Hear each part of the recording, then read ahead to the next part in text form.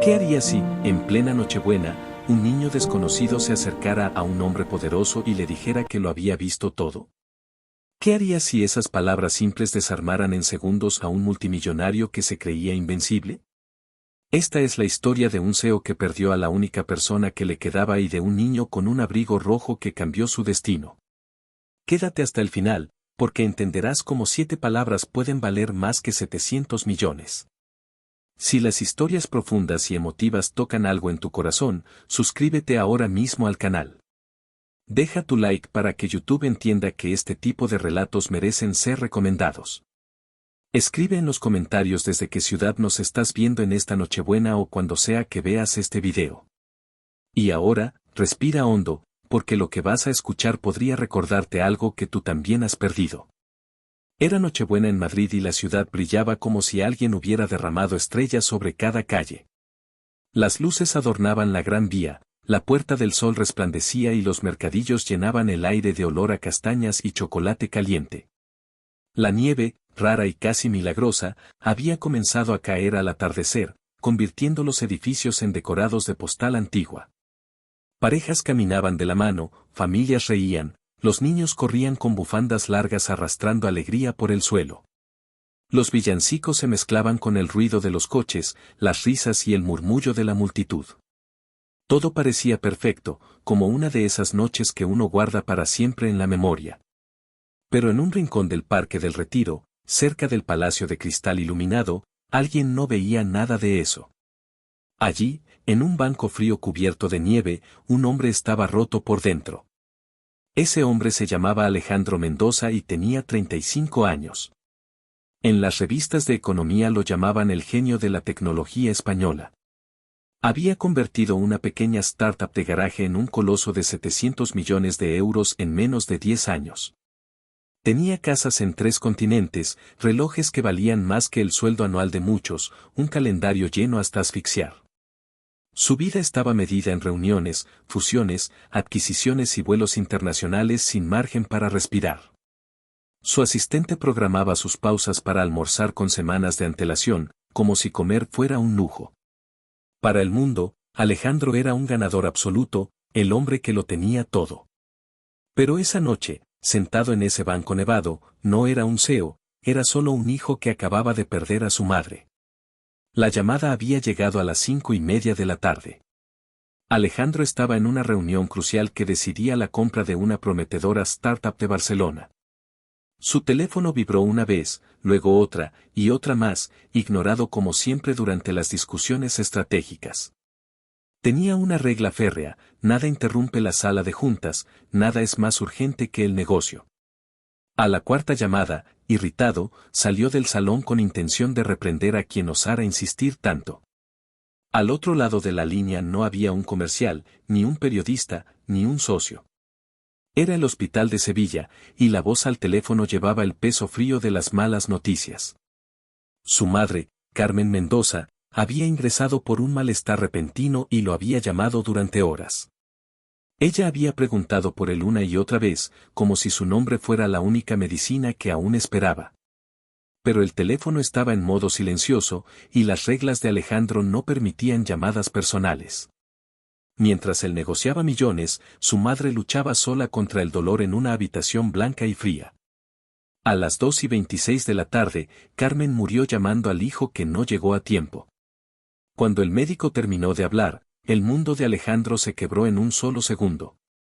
Dejó la reunión sin despedirse, sin recoger sus cosas, sin mirar atrás, como si el edificio hubiera desaparecido. Caminó sin rumbo durante horas por calles que no veía, sin sentir el frío ni la nieve en la cara. Solo sentía un vacío enorme, una culpa que se agarraba a su pecho como una garra.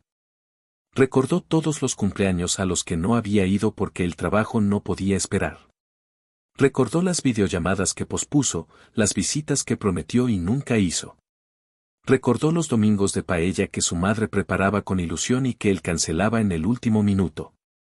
Recordó el último cumpleaños de Carmen, 3 meses antes, cuando él estaba en Singapur. En lugar de estar presente, había enviado un ramo de flores carísimas y un mensaje breve. Ella había dicho que no se preocupara, que entendía, que estaba orgullosa de él. Él se prometió a sí mismo que habría tiempo para compensar, para ser el hijo que ella merecía. Ahora, sentado en ese banco helado, entendía que ese tiempo nunca llegaría. La nieve seguía cayendo con suavidad, acumulándose en su abrigo caro, ignorada como todo lo material. Por primera vez desde que tenía 12 años, Alejandro lloró sin contenerse, sin importar quién lo viera. Lloró por su madre, por el niño que había sido, por el hombre en que se había convertido. Lloró por todas las veces que eligió un contrato en lugar de una conversación con ella. Lloró por haber confundido éxito con amor, dinero con valor, logros con presencia. Cada lágrima parecía llevar un recuerdo, un te quiero no dicho, un abrazo perdido. La ciudad celebraba la Navidad, pero en ese banco solo había duelo y remordimiento. Fue entonces cuando sintió que alguien lo miraba con atención. Alzó la vista y lo vio, un niño pequeño, no más de 5 años, de pie frente a él. Llevaba un abrigo rojo brillante, vaqueros y un gorro de lana beige que le cubría las orejas. En su mano derecha sostenía una bolsa de regalo dorada que parecía demasiado grande para su tamaño. Tenía el pelo rubio asomando bajo el gorro y unos ojos azules inmensos, abiertos de curiosidad. Alejandro se apresuró a limpiarse las lágrimas con el dorso de la mano, avergonzado de ser descubierto así. No quería que nadie, y menos un niño, lo viera en su momento de mayor debilidad. Pero el pequeño no se rió, no señaló, no hizo ningún comentario cruel. Solo ladeó ligeramente la cabeza, como si estuviera intentando entender un misterio muy importante. El niño se acercó un poco más, con pasos decididos que contrastaban con su corta edad. Sus botas dejaron pequeñas huellas en la nieve, como si cada pisada marcara un camino nuevo. Se detuvo frente a Alejandro y lo observó con una seriedad desconcertante. No era la mirada superficial de alguien que ve a un extraño, era más profunda.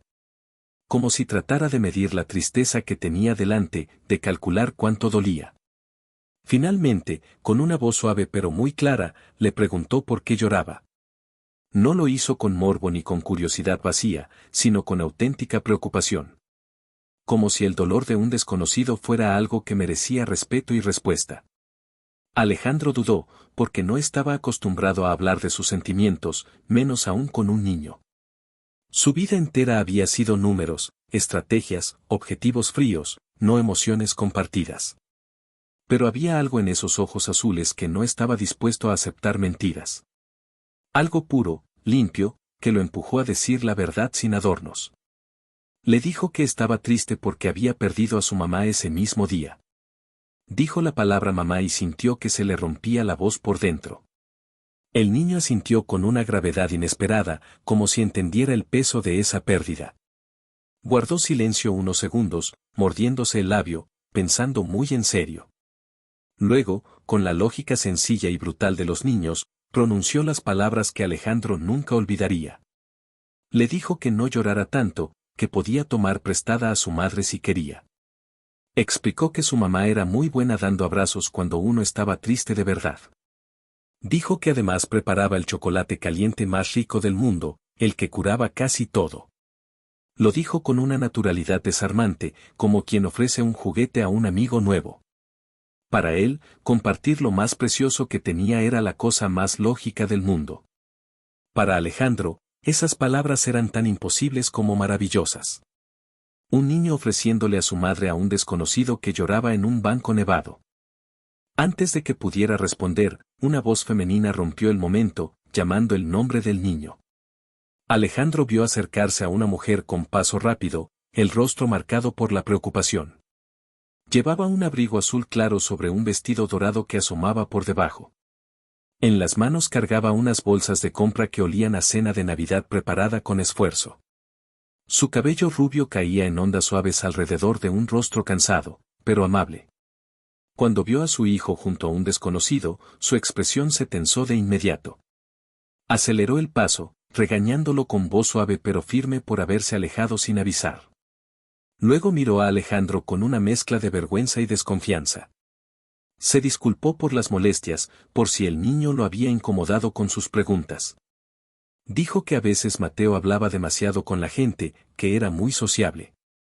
Alejandro se apresuró a negar que fuese una molestia, todavía impactado por la oferta del niño. Le contó, con la voz aún temblorosa, lo que su hijo le acababa de decir. En los ojos de la mujer algo se aflojó de repente, como si se rompiera una barrera invisible. Vergüenza, ternura y un reconocimiento muy íntimo cruzaron su mirada al escuchar esas palabras. Miró a Mateo, luego al hombre que seguía sentado en el banco con la tristeza a flor de piel. Y en lugar de marcharse de inmediato, se quedó allí, con la nieve cayendo alrededor. La mujer se llamaba Clara Navarro y tenía 34 años. Era maestra de primaria y llevaba 3 años siendo viuda. Su marido, Miguel, había muerto en un accidente de tráfico una noche de lluvia. Desde entonces, ella había tenido que rehacer su vida paso a paso, solo por Mateo. Vivía en un piso pequeño en Lavapiés, lejos de su familia que estaba en Málaga. No tenía lujos, pero había llenado su casa con dibujos, libros y amor. Era una mujer a la que la vida no había perdonado, pero que seguía de pie. Y había criado a un niño que veía el dolor ajeno y quería aliviarlo. Clara se sentó en el banco, dejando a Mateo en medio de los dos como un puente vivo. Al principio habló poco, todavía midiendo si era prudente confiar en aquel desconocido. Pero cuando Alejandro reunió el valor para explicar por qué estaba llorando, todo cambió.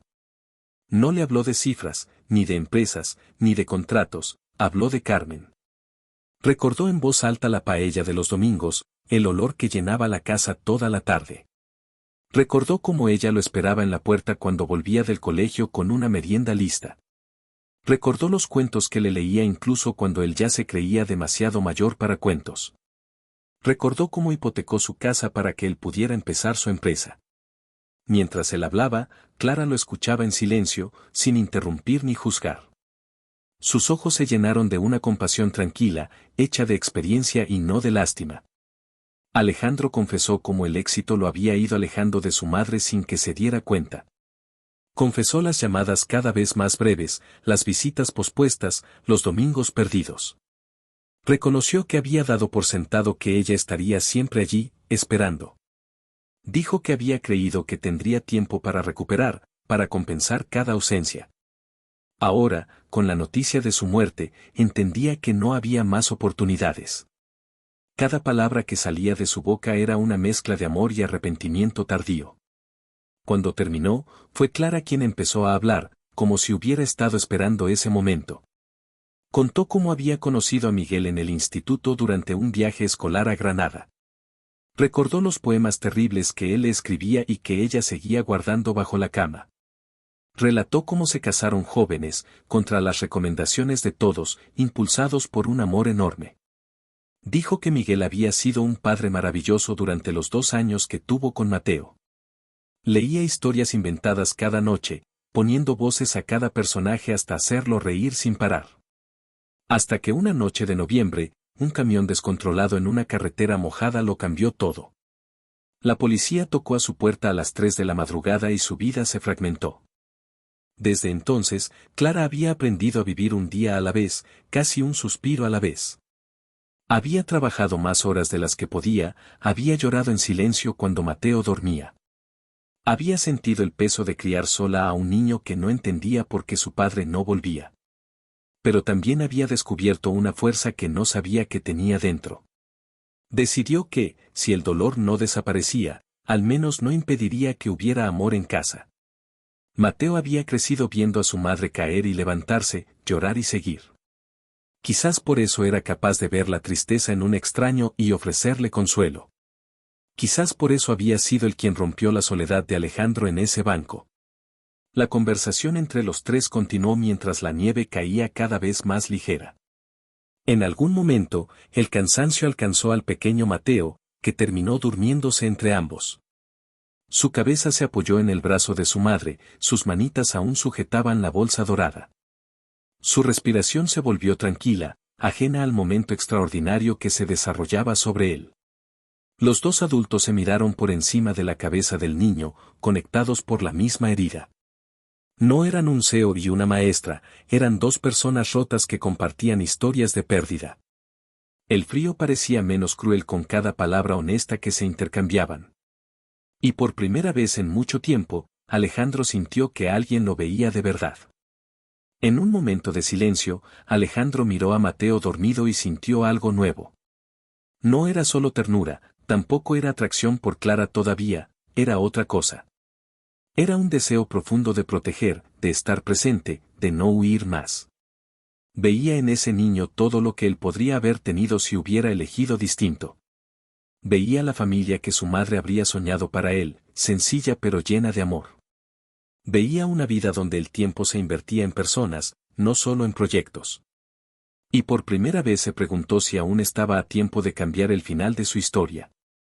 Si podía dejar de ser el hombre que siempre llegaba tarde a lo que importaba. La nieve empezó a amainar y las luces del palacio de cristal brillaron más nítidas en la oscuridad. Desde el centro de la ciudad, los villancicos llegaban arrastrados por el viento. Clara miró la hora y suspiró, sabiendo que debían volver a casa para la cena. Mateo se despertó medio aturdido, frotándose los ojos con gesto adorable. Al ver que Alejandro seguía allí, esbozó una sonrisa amplia y sin reservas. Con la lógica implacable de sus 5 años, le preguntó si quería cenar con ellos. Dijo que mamá siempre hacía demasiada comida y que tirar la comida era un pecado enorme. Clara abrió la boca para disculparse, preparada para declinar la invitación infantil. Iba a decir que no podían molestar a un extraño, que no era adecuado. Que seguramente él tendría otros planes, otra vida, otra mesa donde sentarse. Pero Alejandro habló antes que ella, con una voz distinta, menos armada. Preguntó, casi temiendo la respuesta, si la invitación era en serio. Mateo asintió con una seriedad total, como si acabara de hacer un pacto importante. Clara los miró a los dos, dudando entre la prudencia y la humanidad. Al final, decidió escuchar al corazón y no al miedo, y dijo que podían venir. Ese sí sencillo cambiaría el rumbo de los tres, aunque ninguno lo sabía todavía. El piso de Clara era pequeño, con 2 habitaciones y un salón modesto en lavapiés. Las paredes estaban llenas de dibujos de Mateo, fotos antiguas y recuerdos sencillos. No había nada lujoso, ningún objeto caro, ninguna pieza de diseño minimalista. Pero en cuanto Alejandro cruzó el umbral, sintió algo que había olvidado. Era calidez, la de un hogar vivido, no la de un hotel de 5 estrellas. La radio sonaba con villancicos mientras la cocina olía a cordero asado y patatas. Mateo lo tomó de la mano y empezó a enseñarle cada rincón como si fuera un tesoro. Le mostró su castillo de bloques, su pez dorado capitán y su colección de cochecitos. Clara se puso a cocinar, improvisando una cena para 3 cuando había planeado para 2. Alejandro se ofreció a ayudar, algo que rara vez hacía en ninguna casa. Ella aceptó, un poco sorprendida de ver a un hombre tan elegante cortando verduras. Sus manos torpes con el cuchillo lo delataban, pero también su deseo de ser útil. Mientras trabajaban hombro a hombro, la conversación cambió de tono. Ya no hablaban solo del pasado doloroso, sino de las pequeñas cosas del presente. Clara contó anécdotas de sus alumnos, de los retos y alegrías de enseñar a niños. Alejandro habló de su empresa desde el lado humano, de las personas y no de los números. Durante la cena, se sentaron alrededor de una mesa pequeña con platos desparejados. Mateo dominó la conversación con historias sobre el colegio y sus sueños imposibles. Quería ser astronauta, o bombero, o heladero para comer todo el helado del mundo. Alejandro lo escuchaba con una atención que no dedicaba ni a sus mejores clientes. Cada risa del niño era como un golpe suave contra el muro que había levantado alrededor de su corazón. Clara observaba la escena en silencio, viendo algo cambiar en el rostro de Alejandro. Por un momento, la casa ya no parecía demasiado pequeña, ni demasiado humilde. Parecía exactamente el lugar donde alguien podía empezar de nuevo.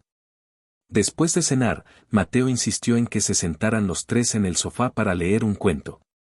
Clara tomó un libro de Navidad y empezó a leer, cambiando la voz para cada personaje. El niño se acurrucó entre ambos, apoyando la cabeza alternativamente en cada hombro. Alejandro escuchaba la historia, pero sus ojos se detenían a menudo en el rostro de Clara. Veía cómo la luz de la lámpara dibujaba sombras suaves en sus mejillas. Veía la sonrisa cansada pero sincera que se encendía cada vez que Mateo se reía. Se dio cuenta de que hacía años que no se sentía tan calmado, tan presente en un momento. Cuando Mateo se quedó dormido, el silencio que quedó fue de esos que abrigan. Alejandro sabía que debía irse, que tenía un piso vacío esperándolo en otra parte de la ciudad. Tenía que organizar el funeral de su madre, firmar papeles, tomar decisiones difíciles. Pero no quería levantarse de ese sofá, ni alejarse de ese ambiente cálido. Se sentía como un hombre que ha vagado mucho tiempo y encuentra por fin un refugio. Clara, quizás percibiendo lo mismo, no se apresuró a cerrar la noche. Hablaron un poco más, esta vez de cosas ligeras, casi cotidianas.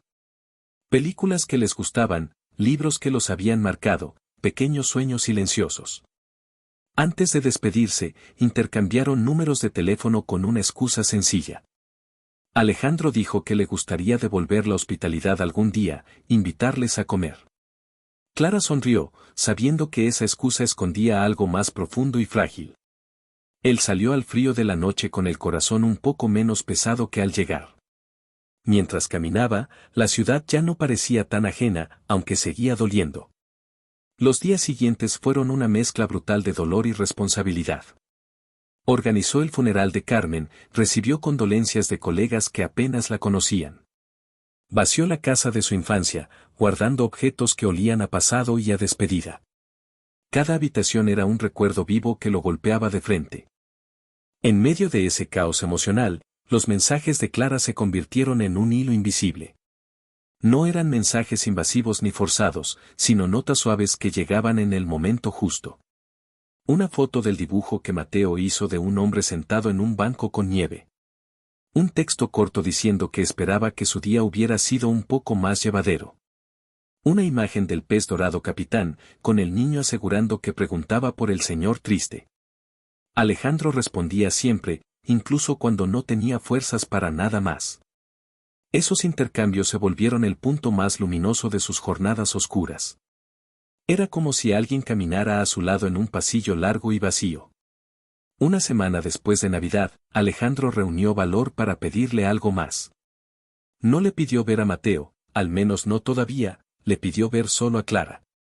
Necesitaba hablar con alguien que entendiera el sabor del duelo sin explicaciones largas. Ella aceptó y quedaron en una cafetería céntrica, lejos del mundo de trajes y corbatas. Alejandro llegó antes de la hora, algo poco habitual en él, y esperó con impaciencia. Cuando Clara entró, con las mejillas enrojecidas por el frío, él sintió algo aflojarse. Se sentaron frente a frente y el tiempo pareció ralentizarse a su alrededor. Hablaron durante horas sin mirar el reloj, como viejos conocidos que se reencuentran. Hablaron del dolor, sí, pero también de lo que viene después del dolor.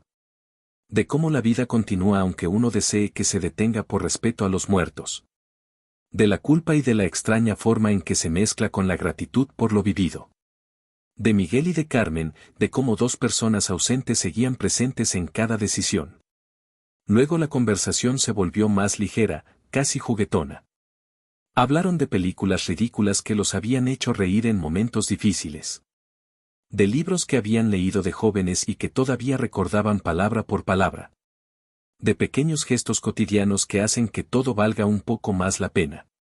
Cuando salieron de la cafetería, la tarde empezaba a teñirse de naranja. Las luces de la ciudad se encendían una a una, marcando el final del día. Alejandro la acompañó hasta la puerta de su edificio caminando despacio, como si quisiera alargar el trayecto. Frente al portal, dudó, sin saber si debía despedirse con un simple adiós. Quiso inclinarse para besarla, pero el miedo a apresurarse lo frenó a tiempo. Fue Clara quien dio un paso hacia adelante, rompiendo la indecisión compartida. Se puso de puntillas y le dio un beso suave en la mejilla, lleno de promesas silenciosas. Le dijo que estaba contenta de haberlo conocido, incluso en circunstancias tan dolorosas. A partir de ese día, el acercamiento entre ellos fue lento y respetuoso. Alejandro empezó a aprender algo que nunca había practicado, ir más despacio. Dejó de llenar cada minuto de su agenda con tareas y reuniones. Empezó a reservar tiempo para llamadas que no tenían que ver con el trabajo. Visitaba a Clara y a Mateo con regularidad, llevando a veces un postre, otras solo su presencia. Llevaba al niño al parque, lo escuchaba hablar de sus juegos, lo empujaba en los columpios. Descubrió que podía reír sin pensar en correos pendientes o cifras de ventas. Descubrió que el silencio compartido con ellos no pesaba, sino que sanaba. Mateo lo empezó a llamar Papá Alejandro, un título improvisado que lo desarmó por completo. No era simplemente Alejandro, ni tampoco quería suplantar a Miguel. Era un lugar propio en el corazón del niño, distinto pero igual de verdadero. Cada vez que escuchaba ese nombre doble, sentía algo expandirse en su pecho. Clara, al verlos juntos, experimentaba una mezcla de nostalgia y esperanza. No olvidaba a Miguel, pero comprendía que el amor no reemplaza, sino que se suma. Permitirse querer de nuevo era un acto de valentía que le había costado años. Ahora, con Alejandro, sentía que quizás la vida le daba una segunda oportunidad. Un año después de aquella Nochebuena, nada en la vida de Alejandro era igual. Había reducido su papel en la empresa, delegando funciones que antes acaparaba. Vendió 2 de sus 3 propiedades, quedándose con el piso de Madrid que ahora compartía con Clara y Mateo. Dejó de trabajar 16 horas diarias, descubriendo que el mundo seguía girando si salía a las 6. Colgó una foto de su madre Carmen junto a la de Miguel en el salón. Mateo conocía ambas historias y hablaba de ellos como si fueran viejos amigos en el cielo. Cada noche, antes de dormir, mencionaban sus nombres en una pequeña oración sencilla. La casa estaba llena de ausencia honrada y de presencia nueva. La noche de la nueva Nochebuena, Mateo tuvo una idea muy clara. Quería volver al Parque del Retiro, al mismo banco donde todo había empezado. Decía que era importante, porque los lugares donde pasan los milagros merecen ser visitados de nuevo. Clara y Alejandro aceptaron, sonriendo ante la seriedad del niño. Regresaron al parque, caminando entre la nieve fresca que se acumulaba sobre los caminos. Se sentaron los 3 en el mismo banco frío del año anterior, ahora más lleno que nunca. Mateo en medio, con su abrigo rojo, igual que aquella primera vez. Las luces del palacio de cristal brillaban como si también recordaran la historia. Alejandro miró alrededor y sintió un vértigo suave al comparar pasado y presente. 12 meses antes, había estado allí solo, convencido de que la vida se había roto para siempre. Ahora estaba rodeado de calor humano, de risas, de manos que lo agarraban fuerte. No había perdido el dolor por su madre, pero ya no era un dolor vacío. Era un dolor mezclado con gratitud por todo lo que ella había sido. Con la certeza de que, de alguna forma, Carmen habría querido exactamente esto para él. Una familia, no perfecta, pero real, construida a partir de las ruinas. El eco de sus decisiones equivocadas seguía ahí, pero ya no le definía por completo. Mateo lo miró con sus ojos azules serios y le hizo una pregunta directa. Le preguntó si todavía estaba triste por su mamá, aunque pareciera feliz. Alejandro se tomó un momento para pensar, porque no quería mentirle.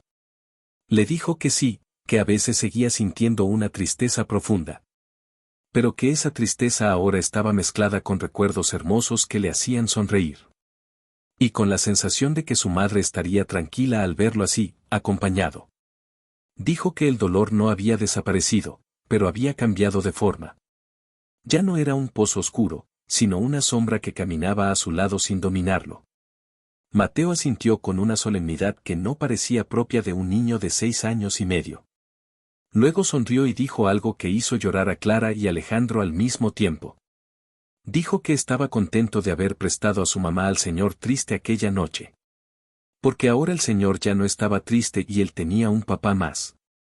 Aseguró que todos eran felices y que ese era el mejor regalo de Navidad posible.